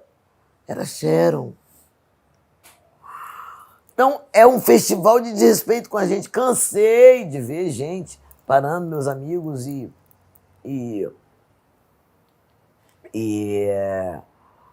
desconhecendo. Um dia eu cheguei no aeroporto da Bahia, de Salvador, e eu vim com o meu grande querido do Cidade Negra, o Tony Garrido. Vim com ele no avião, rindo, falando besteira, como a gente adora contar piada. E ele saltou antes de mim. Aí tinha um motorista com a plaquinha, Elisa Lucinda, ele pediu ao motorista a plaquinha. Então, quando eu saí, veio a produtora encontrar comigo e ele estava com a plaquinha. E a produtora não conhecia o motorista. E o motorista veio carregando as malas. E o Tony com a plaquinha conversando comigo. E a gente rindo, não sei o quê. Tony com aquela banda, sei lá, como é que é o nome daquilo? Bandana, não sei como é que é o nome. Na cabeça. Hã? Bandana na cabeça. Era o Tony, de dia. E a mulher vem falando, ai, que honra receber você na cidade. Porque minha irmã, ai, Elisa, porque aquela novela, a mulher falava. E eu tentando conversar com o Tony. Aí ele vai embora, me entrega a placa, ri, fazemos uma selfie, ele com essa placa na mão, e ele vai embora. Aí eu falei, adoro esse Tony Garrido. Ela, quem? Quando? Eu adoro o Tony. Eu falei, não, ele estava aqui. Não pode ser. É porque ele estava com a placa na mão. Ele ficou invisível. Nós lutamos contra a invisibilidade até hoje. E agora, eu só acredito na democratização dos saberes, nas condições de jogo. Sem essa democratização dos saberes, nossa democracia vai continuar muito fajuta. De última categoria, uma democracia racista. De última categoria.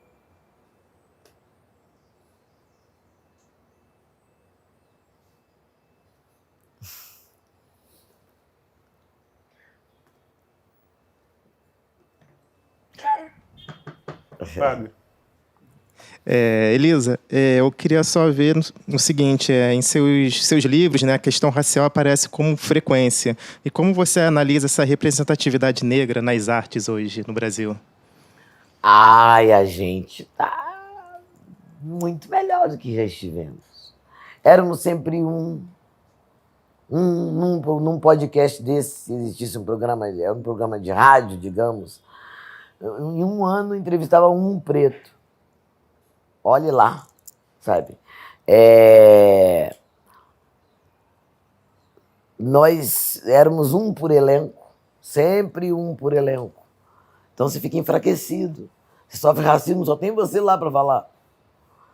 E então agora não. Eu fiz agora Vai na Fé, aquela TV Globo parecia um quilombo, uma pretaiada comendo, uma pretaiada num restaurante, comendo, que eu digo assim, num lugar que só via branco. E várias pessoas, eu estou editando, eu estou dirigindo, eu estou escrevendo, eu estou fotografando. Mudou, e muita gente, como a Clara Monet, que veio aí arrebentando, né, a preta retinta, que foi chamada de menina feia quando era criança. E hoje só é possível que a beleza dela hoje, ela seria feia há 20 anos atrás. Sabe? É um país dodói. Um dia falaram pra mim assim, seu Jorge é bonito, ele tem cara de bandido, mas ele é bonito. Cara de bandido? Como assim? Eu falo, alto lá, minha querida. Você tem que ter cuidado. Hoje pode ser presa por falar isso. Enfim, então, Eu acho que hoje está muito melhor. Eu acho que não está muito longe do que a gente quer, mas muito mais perto do que a gente sonhou, do que já foi, sabe? Me sinto muito mais segura para dizer as coisas que eu digo hoje. Porque antigamente ficava só eu no rolê. Perdi muito trabalho por causa disso. Mas Ela de fato excluída estou por aqui. falar. Maravilhoso. Bom, você tem um outro artista dentro de casa, eu não posso deixar de falar, né? Você é espetacular com as palavras e ele fala com as imagens que ele monta. Eu queria dedicar aqui uns 2, 3 minutinhos ao Estrela. Queria que você falasse um pouco do trabalho dele, um pouco do que você vê. Ele está se segurando, mas a gente está empurrando para ver se ele bota isso para o mundo, porque eu fiquei impressionado. Eu conheci ele no Senai e ele fez uma cobertura fotográfica de todo o curso que ele fez. Ele foi lá fazer um curso de câmera e ele cobriu, ele fez o make-off do curso inteiro e a gente não sabia. E aí no dia você foi da formatura dele, a gente fez uma exposição, teve que fazer, tive que brigar lá um pouquinho para conseguir os espaços e tal, mas rolou, não tinha como deixar aquilo ficar escondido. E foi a porta que eu encontrei. Já falei para ele que toda porta que eu conseguir abrir, eu vou botar ele para expor, porque é um artista. Te agradeço muito como Pronto. mestre, porque hoje eu até te agradeci numa postagem que eu fiz das fotos dele, coisa que eu raramente faço. Não, faço assim, de fotos que ele faz de mim e tal, mas assim, eu hoje quis fazer porque é muito raro o que ele tem. A foto dele comove. É uma foto jornalística poética.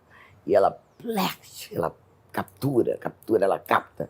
Tem hora, as pessoas olham para dentro da câmera dele, olham para ele, nos olham, e a gente se vê ali. É um negócio sério que ele faz. Mas o que é lindo ali é que é uma coisa bem do nosso encontro, mas é feito da trama da vida. Né? O nosso encontro foi muito lindo, foi num baile que a gente se conheceu, numa Fundição Progresso, no centro da cidade, numa quarta-feira, e ele foi numa quarta-feira. E aí chegou lá, não, enfim, então aí ele nem me conhecia, o que foi muito legal. Ele não era meu fã. Ele disse que gostou do meu vestido de bolinha lá e queria dançar comigo, e dançou comigo, e foi maravilhoso o jeito como tudo rolou. E a gente começa a namorar e ele... Tô querendo chegar na gênese da fotografia. A gente começa a namorar, ele tinha uma barbearia chamada Barbier, que ele é muito bom esteta mesmo, e ele corta cabelo, corta muito bem, faz barba muito bem. E aí ele, lá em Santa Cruz, que era a barbearia dele. E aí acontece um assalto, aí invadem, roubam as máquinas. Ele falou, puxa, agora eu vou ter que dar um tempo para eu conseguir uma grana para poder fazer uma porta segura. Estava frágil a porta e eu confiei, não sei o quê, ok. Viu que não ficava tanto tempo aberta, ele vinha para cá, final de semana, não sei o quê. E nisso, nosso namoro pegando fogo. Aí as meninas que cuidavam das minhas redes falaram assim, Lisa, você vai viajar, você que está viajando, lançando o livro do Avesso, que eu conheci ele um dia depois de ter lançado esse livro. Você vai viajar e pede para esse seu namorado, se ele não faz umas fotos e uns videozinhos com o celular mesmo, para contar as suas andanças por aí, que não dá para viajar com uma equipe. E aí, tá bom. Eu lancei em Goiás, lancei em Vitória, e o Jonathan comigo. E aí o Jonathan mandava, fazia umas ediçõezinhas das imagens. A primeira que ele mandou, a minha amiga, que era a Patrícia Lino, que é uma fotógrafa tarimbada de 30 anos de fotografia, falou assim, você está casado, você está namorando com Thundercat? Falei, que era um desenho animado, que é um cara que tem uma supervisão. Tem a visão além do alcance. Eu nunca vi um negócio desse. O enquadramento desse cara, as edições que ele faz, que isso? Aí quando eu voltei de viagem, ela veio aqui e falou assim, toma minha câmera, minha Nikon, e fica com ela quanto você puder. e você teve a mesma vontade, né? Foi muito incrível. Então ela fez isso e ele saiu fotografando. E aí ele falou, não. E a facilidade de editar, de juntar coisas, e o jeito criativo como ele faz tudo. Eu falei assim, Jonathan, mas como é que pode? Ele falou, eu ganhei um computador da minha mãe e um celular da minha avó. Aí eu juntava uma coisa de uma imagem de um, com o outro botava música. Eu sempre fiz isso, mas nunca pensei que isso pudesse ser, uma profissão. E aí ele foi migrando, aí veio a pandemia. E aí aconteceu de uma venda de um terreno deles lá. E aí ele comprou um monte de filtro, de luzes, sabe? E aqui virou o lugar de fazer live, sabe? E foi tudo muito doido. Olha a trama das coisas, sabe? E todo mundo falando, quem fez essa foto? E aí começaram a me pedir fotos novas. Pandemia. Aí veio uma coisa incrível, que foi a Natura.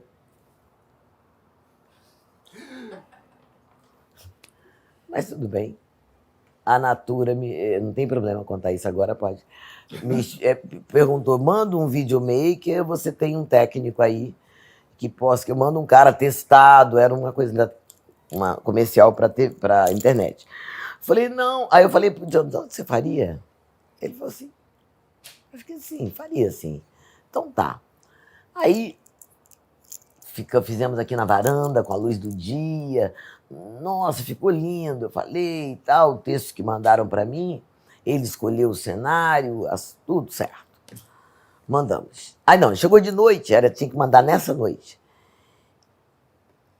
Como a gente fez com assim aberto, né?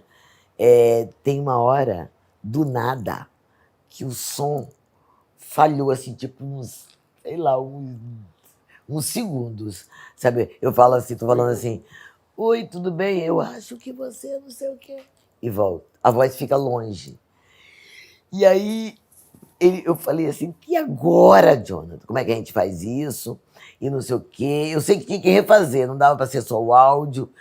Tinha que refazer e não tinha mais a luz, e tinha que mandar, e tinha feito com luz natural.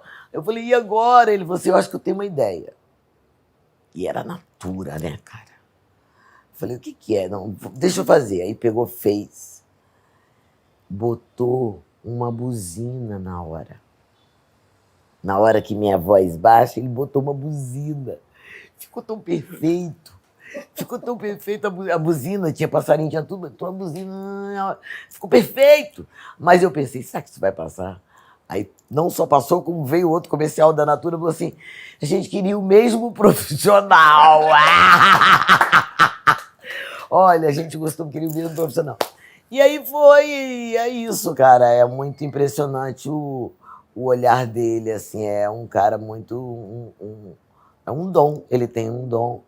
E é muito difícil, por exemplo, numa multidão, eu achar ele antes de mim. Isso não é bom, não, mas, enfim, ele me acha sempre antes. Quando eu vejo, ele já está me olhando, ó. Ele já acha, ele tem uma facilidade com isso. E é um encontro muito interessante, porque nós somos diferentes, né? Eu tenho uma vida de distância de idade dele. No entanto, isso prova que os amores não são contas exatas. Não tem nada a ver com, por exemplo, você está sozinho porque não frequenta academia. Não é isso. Eu tenho um monte de amigo que frequenta academia e fica assim mesmo. Eu estou fazendo 2 anos de academia, cadê o namorado? Não é isso. Não é uma conta exata. As relações são esse mistério, né? O que é importante é que haja encontros, né? Encontros reais, a gente se encontrou, se complementou e tem uma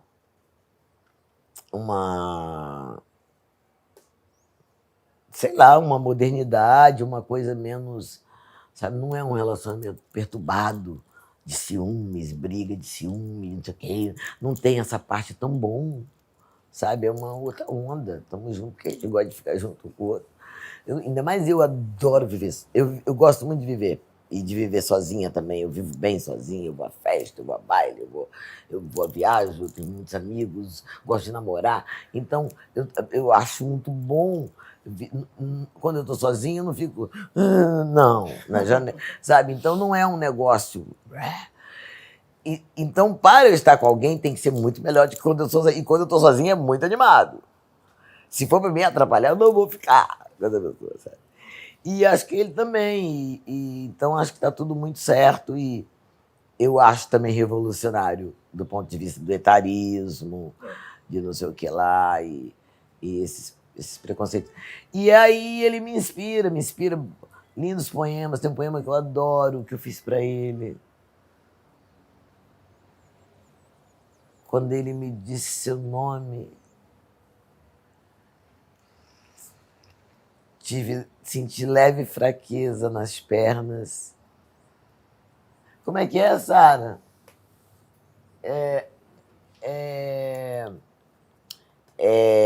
Como é que é? Versos para o teu nome? Você tem? Como é que você tem? Eu vou falar. Você vai mandar? Mas assim, numa medida muito... Como é que eu vou dizer? Eu acho ele muito corajoso em ser casado comigo, sabe? Porque a gente é muito... Eu acho que ele foi feliz Fora... pela liberdade que você já tem.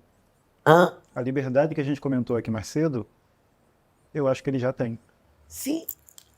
Mas eu quero dizer que é corajoso porque ele tem que justificar, né, tem que justificar. As pessoas ficam querendo encontrar como se não pudesse haver amor, como se tivesse... Porque tem várias caixinhas que as pessoas querem colocar e não conseguem colocar na caixinha. Uma das coisas que eu adorava responder não, as 2 vezes em que isso aconteceu, eu respondi com o maior prazer. Quando eu pergunto se ele é meu filho. Então, a primeira vez foi... A mulher falou assim, ai, a gente é meio parecido, a gente podia ser da mesma família. Seu filho tá lindo. Aí eu falei assim, ele não é meu filho, não. O que ele faz comigo, filho não faz com mãe, não. Bem safado. Pra pessoa ficar muito sem graça. Então... Então, assim... Com o maior prazer, isso é revolucionário para mim. Minha família, meu filho, o pai do meu filho, que eu adoro, nós somos 3 aquarianos, são super... Ele foi... Logo eu apresentei logo para eles, sabe? O pai do meu filho adora o Jonathan, sabe? Passamos o primeiro Natal todos lá, na minha casa lá em Itaúnas. O meu filho adora o Jonathan. Fica assim, pô, me representem amanhã no filme, manda dar dicas. O Juliano trabalha com cinema, meu filho. E ele foi um dos primeiros a falar, mãe, quem é esse cara? Que fotografia é essa? Aí começou a dar curso para ele fazer online, de luz, de não sei o quê. Fica todo mundo querendo... Né? Ele vai, não, mas a hora dele, o caminho dele não tem outro jeito. Tá. Vai chegar. Torço muito. Não, vai ter explosão. Aquilo me comoveu. Sabe o que eu e a mãe dele achamos? Minha sogra, que tem 48 anos, o que a gente achou que ia ter de vários, sabe? A gente chegou lá e viu a foto dele, exposição fotográfica. Jonathan Estrela, assim, ai que bacana, vamos fazer homenagem a cada um. Aí, um pouquinho, não sai aquele painel. Aí ela, gente, meu filho tá muito chique, foi muito lindo. Inclusive, a gente já combinou de fazer lá uma exposição mesmo, voltada para uma exposição dele lá. Vamos fazer a exposição dele lá. Lá. Não, vai ter uma exposição dele lá. Não, então já tem até roupa. Não, vai ter. Não só lá, como nos outros lugares que a gente tinha falado. Sim. Eu tenho um amigo também galerista. Versos para o nome. Eu fiz vários poemas para ele, mas esse é um. Quando ele me disse seu nome, me deu leve... Quando ele me disse seu nome, me deu leve fraqueza nas pernas e estremeci. Perguntei de novo, só para ouvi-lo repetir. Ele me disse seu nome de príncipe, seu nome pro paroxítono, seu nome raro, de homem real, e eu derreti. Seu nome que veio voando pelo caminho do futuro até aqui, O nome é de personagem, mas é um homem comum de verdade, que tem os pés no chão e a cabeça voltada para cadentes estrelas. Por isso, quando ele me disse seu nome, nunca mais deixei de vê-las.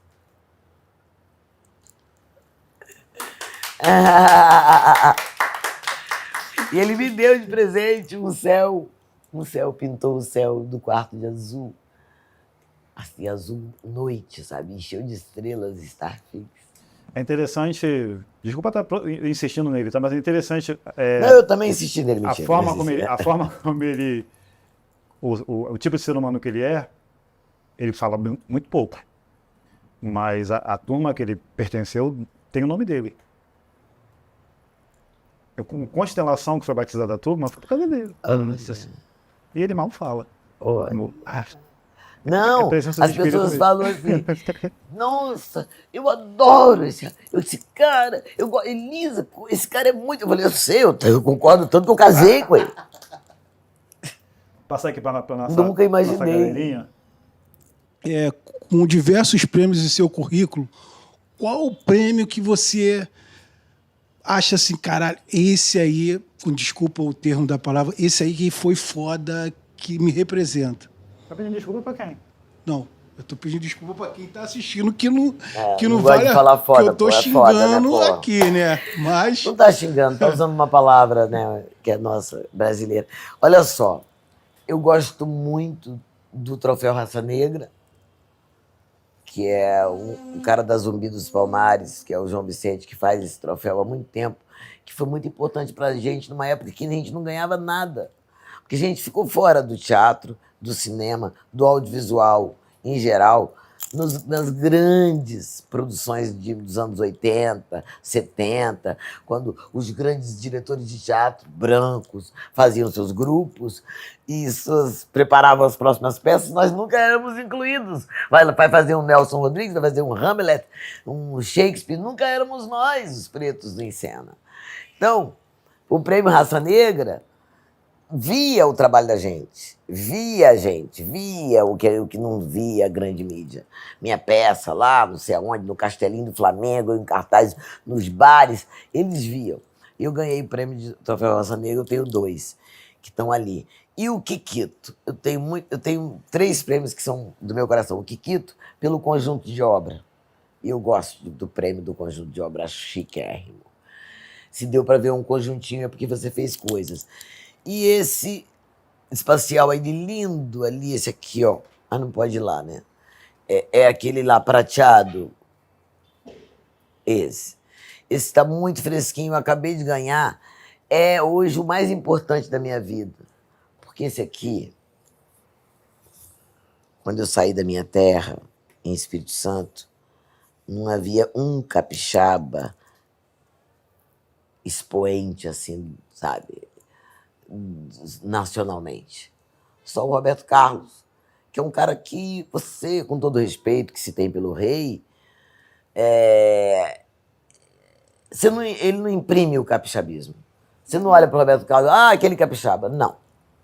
Como a gente fala, Margareth Menezes é baiana, Lázaro é baiano, Caetano, Ivete Sangalo. Então, ele não levou para mim o Espírito Santo no peito e fez falta para mim quando cheguei aqui de ter uma referência capixaba. Então, quando eu saí de lá, eu queria um dia ser o Orgulho Capixaba. Meu pai dizia, meu filho, trate bem o seu fã, porque o fã capixaba ele não tem, ele é um órfão, não tem referência. Então, mima o seu fã capixaba, eu mimo meu fã capixaba. E agora, no 30º Festival de Cinema de Vitória, eu fui homenageada como Orgulho Capixaba.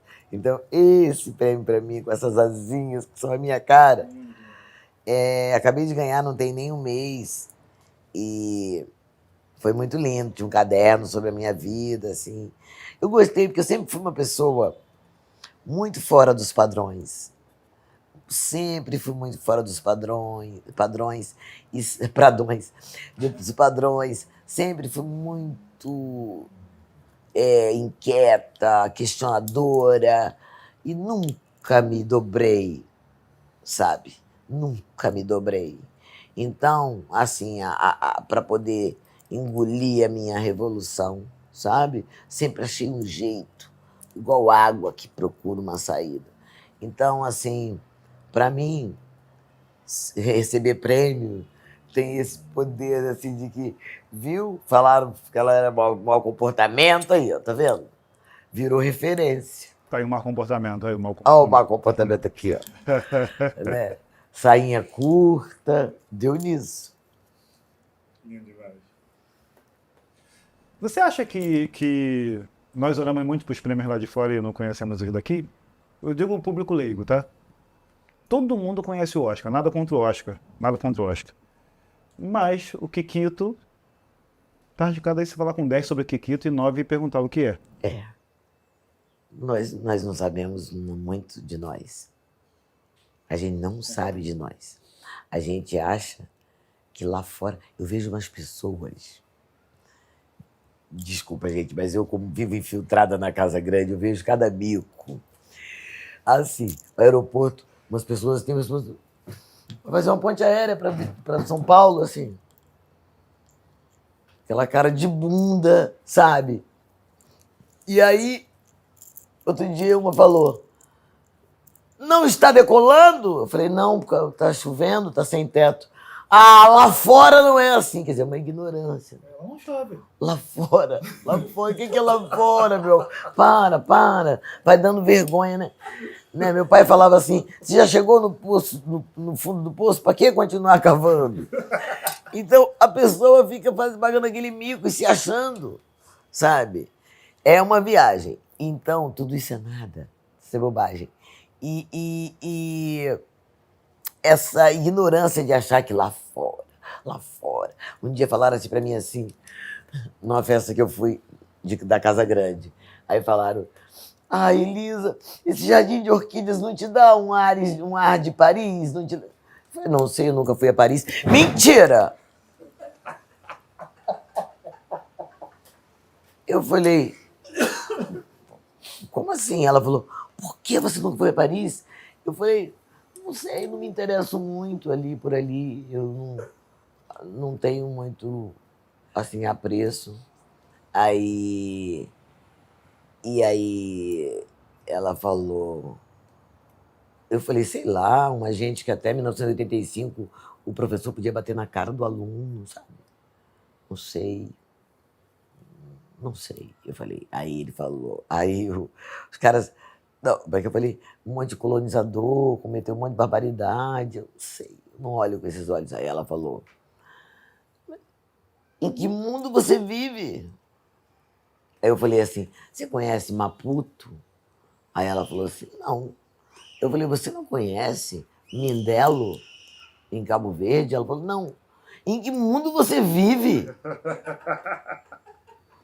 Então, é isso. Eu acho que nós não sabemos quem nós somos. Por isso que a gente não conhece nossos prêmios. Nós não sabemos quem nós somos. Vamos aprendendo. Kátia? Você acha essa questão capilar, para nós que somos mulheres pretas, ela é mais importante do que se preocupar com a violência que a gente vive, nós, mulheres pretas, porque a violência é muito maior do que a violência que a mulher branca sofre, em todos os sentidos? Você acha que isso é primordial? Porque eu escuto sempre várias coisas em relação a isso. E eu tenho vários traumas em questão de cabelo. Qual o problema com o seu cabelo? Não, porque assim, eu escuto mesmo dentro da minha casa. Olha, você tem que fazer uma escova ou fazer isso porque o seu cabelo está em pé, o seu cabelo está feio, o seu cabelo é isso, é aquilo, outro. Vou responder. Entendeu? É uma violência. Então, É nesse sentido Então, que olha eu só. queria te fazer essa pergunta. eu te respondo que são indissociáveis essas violências. As duas, não tem violência primordial aí, não. E eu acho, ainda te digo mais, a do cabelo é a pior. Porque a do cabelo ataca a nossa identidade. Todo mundo, quando se torna negro, quando faz uma trança, e descobre como é bom o cabelo balançando, eu podia ter vivido isso. Não é que eu queria ter o cabelo liso, eu queria ter possibilidades que o cabelo liso tem, oferece, que é o balanço, essa brincadeira. né? E isso a África já fazia, mas a gente não podia fazer. Minha mãe, eu brigava que minha mãe alisou o cabelo. Mas minha mãe, se ela não alisasse o cabelo em 1950 e sei lá, pouco, ela não ia conseguir emprego nenhum. Uma mulher de cabelo Black Power em 1950 não conseguia, não cuidava do cabelo. Então a gente tem que ver essas coisas através dos tempos. Mas assim, eu vejo como, assim, acho importante a identidade capilar da mulher negra, porque essa cabeça aqui, ó, é uma cabeça ferida. Mas antes dela ser ferida com pente quente, ferida com trança apertada demais, aguenta, desembaraçando, doendo, como nossos avós fizeram muito, ferida com pasta alisante que tem soda cáustica, sabe? Pente de ferro quente. Então é uma cabeça ferida. Alopécia, que é uma doença que vem dessa... É muito ferida a cabeça negra, por dentro e por fora. Você é feio, você não vai conseguir namorada com esse beiço e não sei o quê. Bom, o mesmo beiço que as brancas botam, fica parecendo que a abelha mordeu. Então, não fica bem, não. E aí, eu não consigo olhar para o outro lado. Mas, enfim, o que eu estava falando? Então, é muito importante. Para mim, as violências são indissociáveis. Vem da desvalorização da mulher negra, tá tudo misturado. Mas antes de ferirem a nossa cabeça, as tranças nagô tinham o desenho das batalhas, as estratégias de resistência. Isso é uma coroa. Isso é uma realeza. E é isso que a gente tem que recuperar. Recuperada essa identidade, ninguém mais encosta a mão em mim. A gente está fazendo, o Projeto Alfa está fazendo um doc-seriado chamado Cotirene, e o primeiro assunto é exatamente a identidade do cabelo. Ele vai trazer exatamente isso. Está pesquisando aí, trabalhando com a... Ela que está apresentando, a Ana. E é isso, a gente vai aprendendo. Passando barreiras. Isso aí, tá chegando aí, meu som? Tá. Então, Elisa. Então, honrado de estar na turma do Estrela. Eu batizei a turma de Constelação e estou puxando para mim mesmo esse raio de luz, porque eu enxerguei também, assim como todos eles, induzido não, mas direcionados pelo André. Então, diante dessa enxurrada de criatividade que você é, a poesia tão latente, você, desde o Sem Censura, que eu te vejo na TVE falando, indicando, falando para as pessoas lerem, pontuando a leitura como transformação. Eu queria que você me indicasse um livro para eu ler e um filme, porque eu amo filme. Eu te indicaria. Obrigado. Parem de falar mal da rotina. Muito bom. Se eu Meu fosse livro. você... Que é um livro que a gente se vê nele e é divertido, e tem poesia, e tem conversa o tempo inteiro. Então, eu acho que você vai receber um retrato muito vivo do que é minha obra, minha brincadeira, sabe? Que eu uso muito o humor como lubrificante, para não doer tanto algumas verdades. Quando penetrarem. Obrigado. Muito obrigada, Deus também. abençoe sempre Foi a sua uma vida, linda a sua tarde. família. Inesquecível Separamos para esse mim. dia. Pra mim também. Era assim, não, dia 10 não pode, dia 10 é podcast, dia 10 é podcast, dia 10 é podcast. Obrigado por tudo. Obrigada também. Obrigado por essa turma tão bacana que você criou. Até o próximo, André Alves. Convida. Arrasou. Eu acho que o Mano Brown vai ficar com inveja.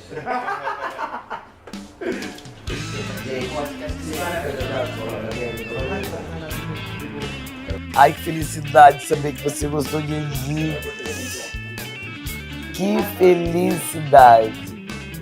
Senhoras e moças, eu pensei, mas tá bom, não quero botar mais nada hoje. E aí não vai ser lindo. Olha, Sara, a delicadeza, o trabalho dela. Eu e minha mãe que faz, a minha mãe faz metade e faço a outra.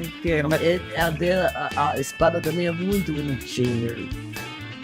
A Sara, ela é batista, mas é muito chegada a uma cumba, certo? Essa fica tomando. Ah, você que é crente? É muito crente, E a pequenininha ela também, que chamando. Ela é great and alegria.